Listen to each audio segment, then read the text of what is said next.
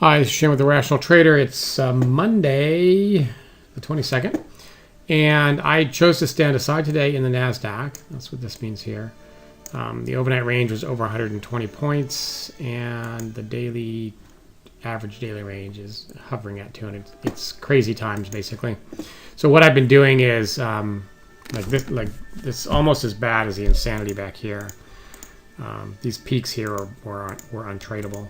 It's basically the way the market is behaving is essentially random.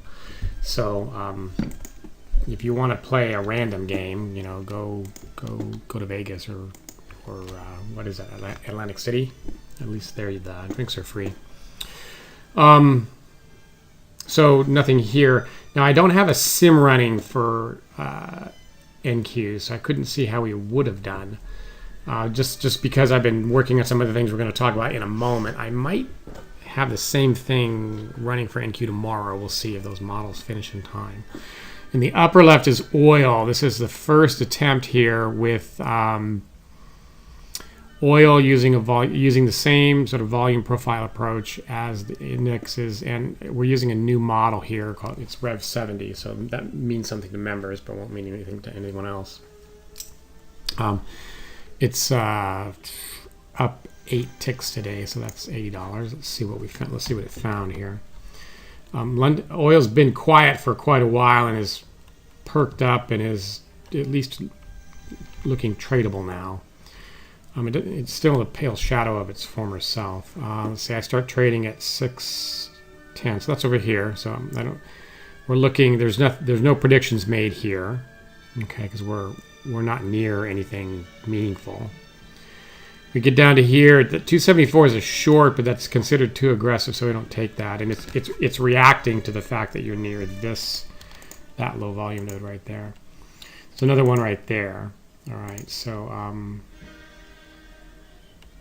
system will be looking in here.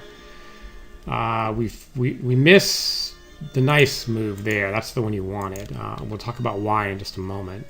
We do catch that long right there, so that on the pullback, sees the long, gets 28 ticks, but with the 20 tick trail, only make the 8 ticks, and that's it. That's the only trade that it took. We're going to come back to here in just a moment, because the system didn't even make a prediction there. We need to understand why. Let's see what else we have here.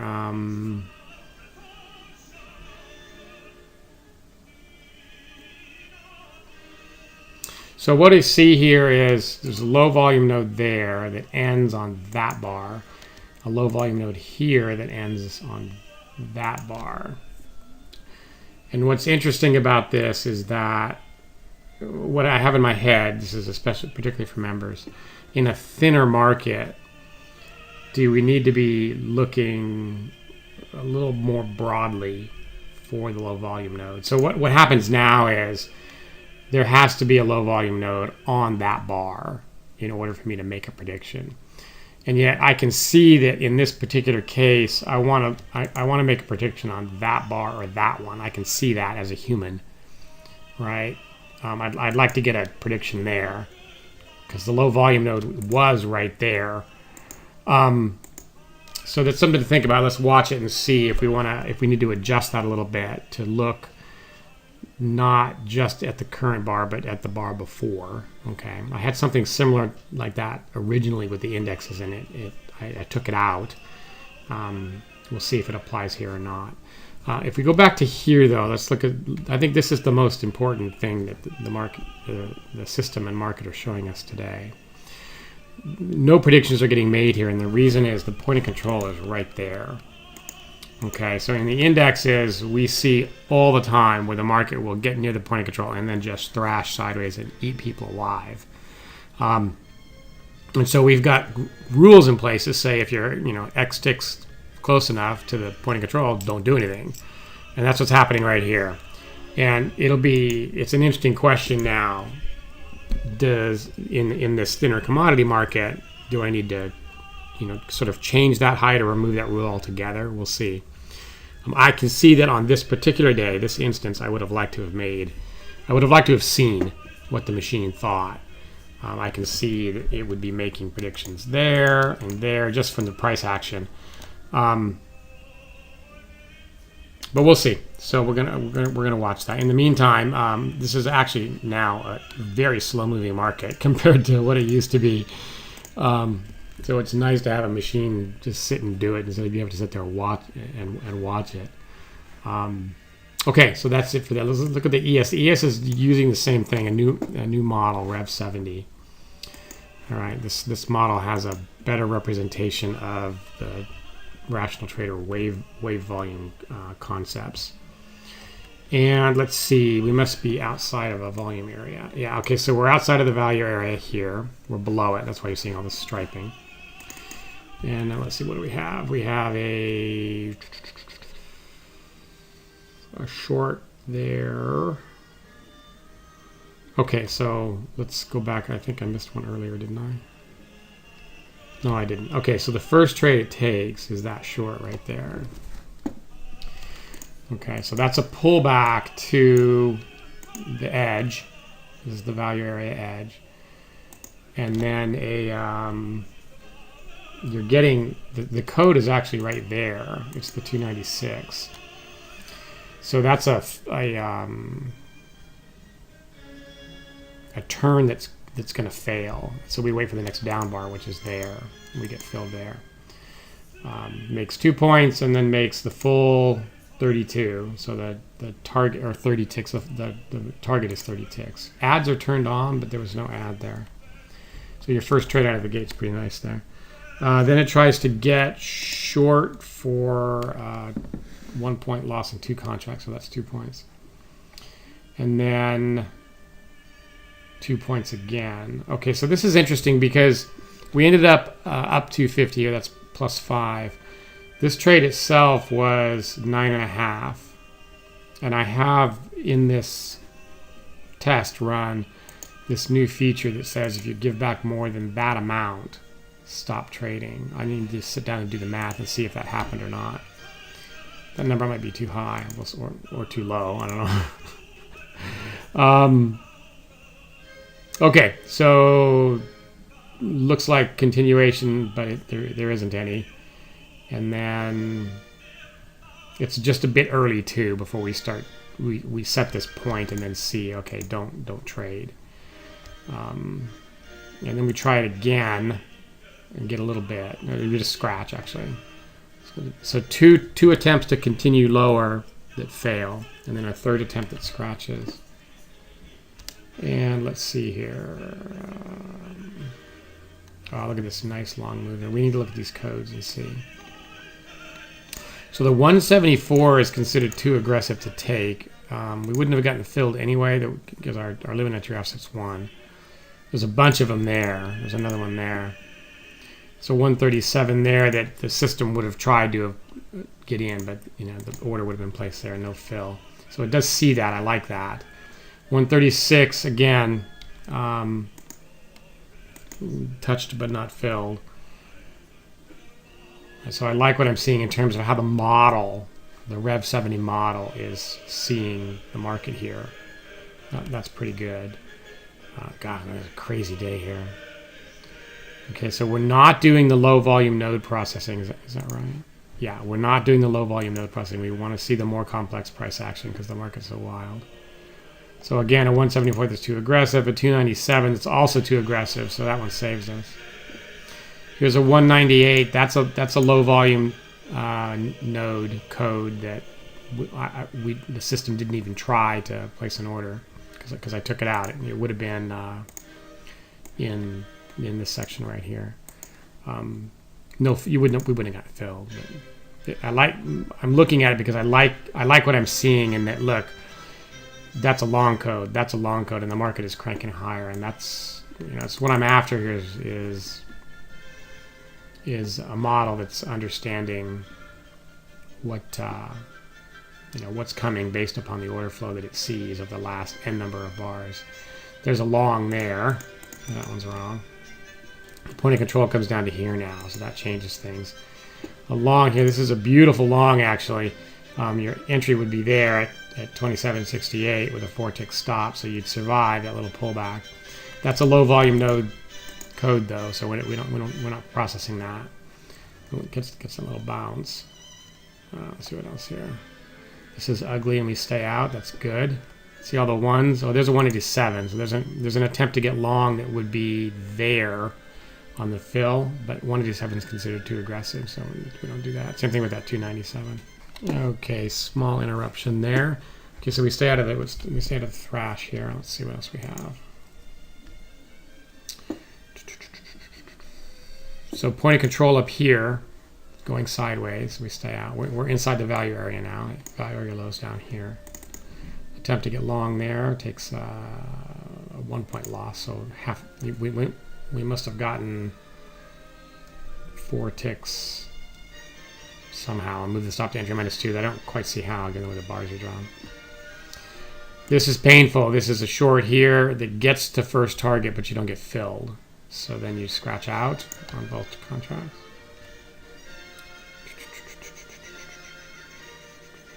Okay.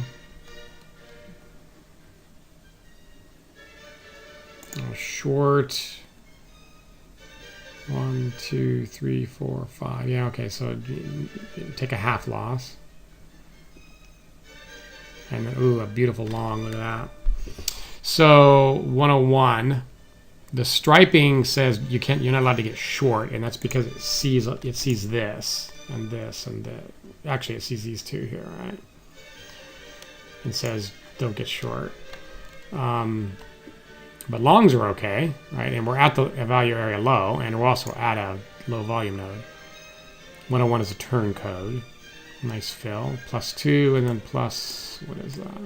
+4 3/4. Oh my god, falls hard, wow. Okay. There's this ugly thrashing here.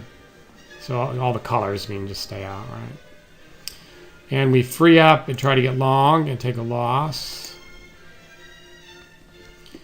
You get long there for a scratch. Ooh, that was another nasty looking one. 1, 2, 3, 4, 5.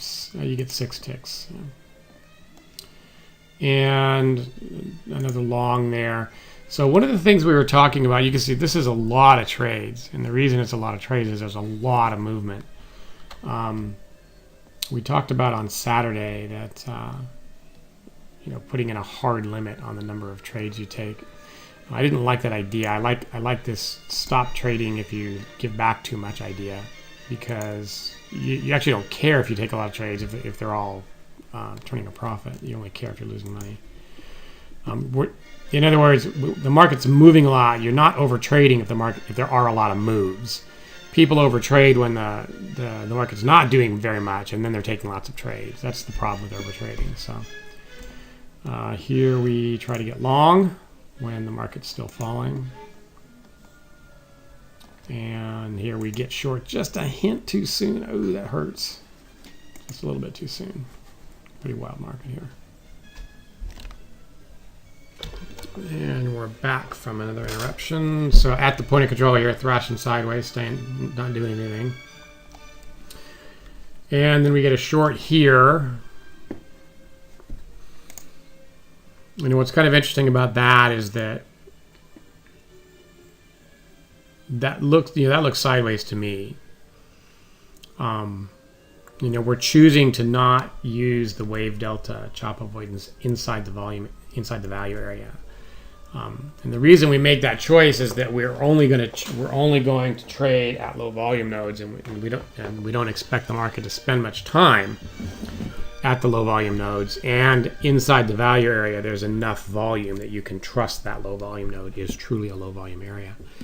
When we get outside the value area, we don't have enough volume to really have a strong feeling that the low volume node it's not as relevant because there's not as much volume. That's why we use the chop avoidance when we're outside the value area. The problem with that is that the current environment, the market is so wild, the value area is so big that it's I can see how it would work against you. In any case, short here picks up 2 points and a 1.25 points.